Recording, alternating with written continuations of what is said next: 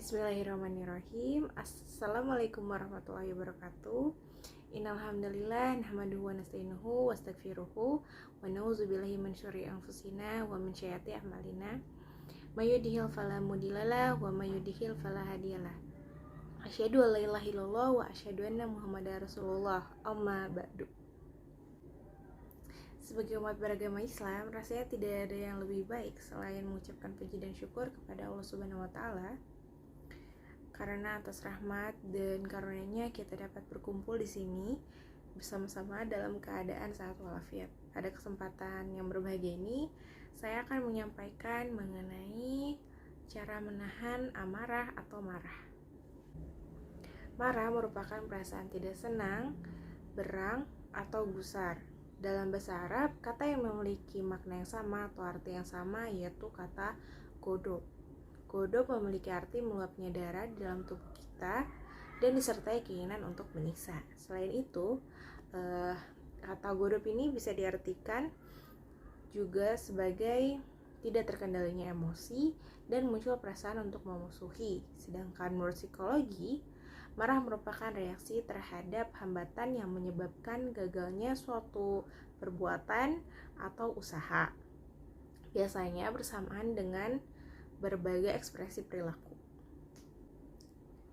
Menurut Imam Al-Ghazali, amarah itu terdiri dari 3 tingkatan. Yang pertama yaitu tingkatan kewajaran. Biasanya ini amarah ditunjukkan untuk membela diri, agama, kehormatan, membela hak-hak yang umum untuk kita miliki, dan juga menolong orang yang dizalimi.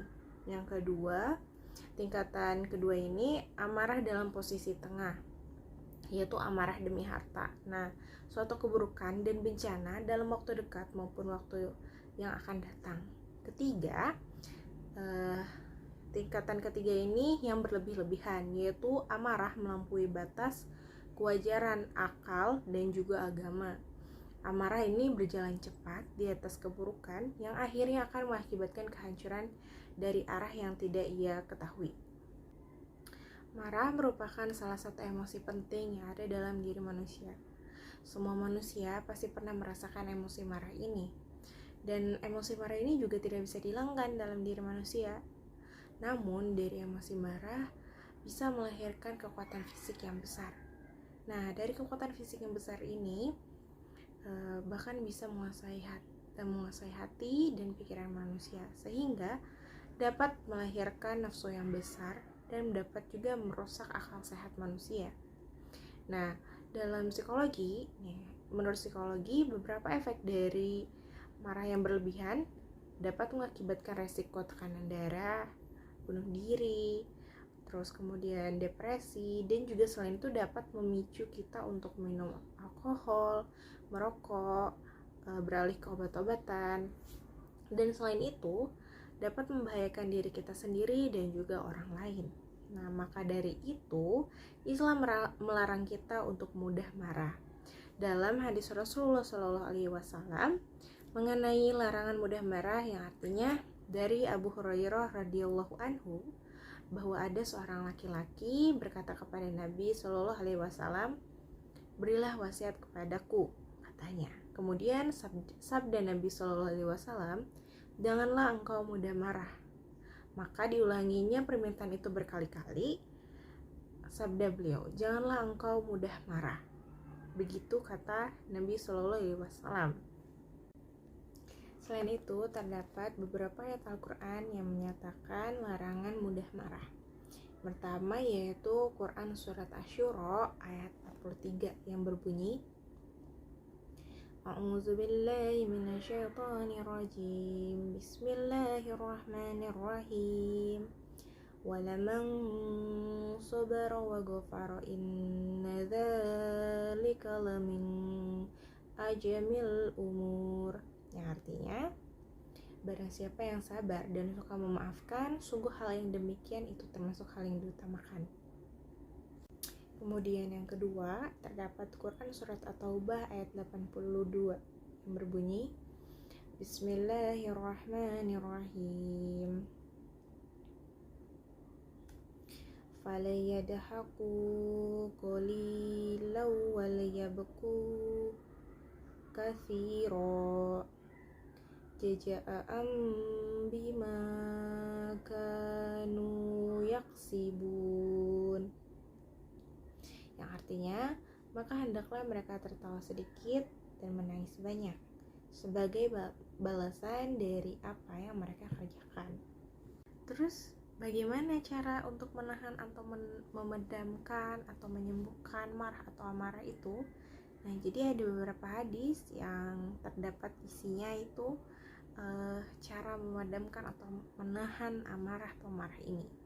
Yang pertama yaitu dari hadis riwayat Abu Daud yang artinya, apabila salah seorang di antara kalian marah sedangkan dia berdiri, maka hendaklah dia duduk agar kemarahannya hilang. Namun apabila masih belum mereda, maka hendaklah dia berbaring gitu.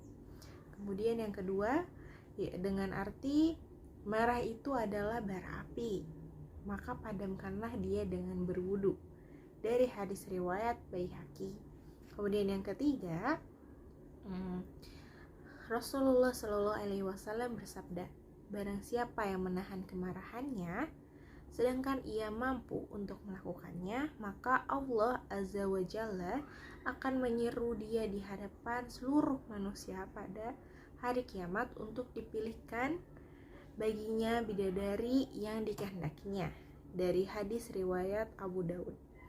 Kemudian yang terakhir, yang keempat, itu artinya menghapus setiap perselisihan adalah 2 rakaat atau sholat sunnah, dari hadis riwayat silsilah hadis shahihah.